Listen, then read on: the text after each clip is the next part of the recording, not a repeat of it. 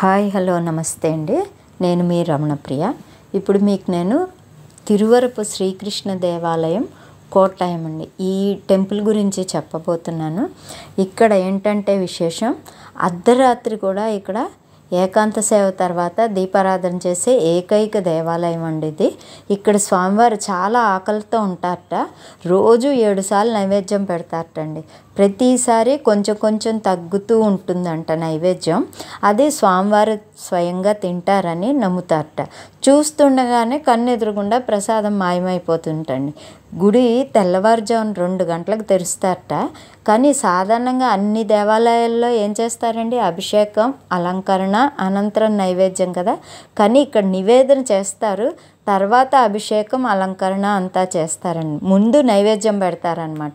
నైవేద్యం ఆలస్యం అయినా, కొంచెం తెల్లవారుజామున తలుపులు తెరవటం ఆలస్యమైనా అది పెద్ద దోషంగా భావిస్తారటండి. అందుకే ప్రధాన అర్చకుడి చేతిలో ఎప్పుడు గొడ్డలు ఉంటుంట. ఏదైనా కారణం చేత తెరవలేకపోతే ఆ గొడ్డలతో తాళం పగలగొడతారట. ఇది ఇక్కడ ఆనవాయితీటండి. చాలా వింతగా ఉంది కదా. ప్రసాదం కూడా చాలా రుచికరంగా చేసి పెడతారట. ప్రసాదం తీసుకోకుండా ఎవ్వరూ వెళ్ళకూడదు అని అర్చక స్వామి వారు ప్రసాదం తీసుకున్నారా అందరూ అని అందరినీ అడుగుతారటండి. అందరికీ ప్రసాదం చేరాలనేది మంచి విషయం కదా. అందరినీ అడిగి ఒక్కొక్కరికి పెడతారనమాట.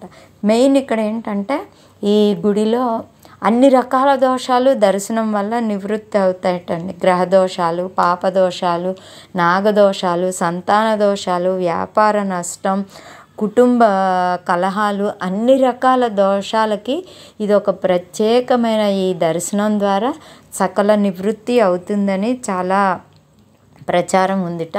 ఇంకోటి ఏంటంటే ఇక్కడ మెయిన్ ఈ గుడికి సైంటిస్టులకు కూడా తెలియని అపారమైన ఎన్నో విషయాలు, ఎన్నో లీలలు ఇక్కడ జరుగుతాయటండి.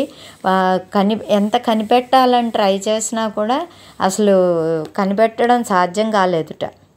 ఇంకో అద్భుతమైన విషయం ఏంటంటే అండి, నైవేద్యం ఆలస్యమైనా, ఎప్పుడైనా తలుపులు తీయడం లేట్ అయ్యడం అంటే ఈ గ్రహణాలు అలాంటప్పుడు గుడి తెరవరు కదండి. అలాంటప్పుడు ఆలస్యంగా గ్రహణం అయ్యాక తీస్తారు కదా. అప్పుడు స్వామికి నైవేద్యం ఆలస్యమై స్వామికి నడుం చుట్టూ ఉన్న ఆభరణాలు వదులైపోయి కొన్ని ఇంచులు కిందకి దిగిపోతాయటండి. అది చూసి స్వామివారికి అంత ఆకలిగా ఉందని చెప్పి అప్పటి నుంచి ఆ గ్రహణ సమయంలో కూడా ఈ టెంపుల్ మూయకుండా తీసే ఉంచుతారనమాట. అందువల్ల ఏంటంటే ఇక్కడ నైవేద్యానికి చాలా విశిష్టత అనమాట. స్వామివారు ఇక్కడ చాలా చాలా అద్భుతం కదండి. భగవంతుడు ఉన్నాడు అని చెప్పడానికి ఇంతకన్నా గొప్ప దేవాలయం ఇంకెక్కడ ఉంటుందండి. ఈ వీడియో నచ్చితే లైక్ చేయండి, షేర్ చేయండి, సబ్స్క్రైబ్ చేయండి.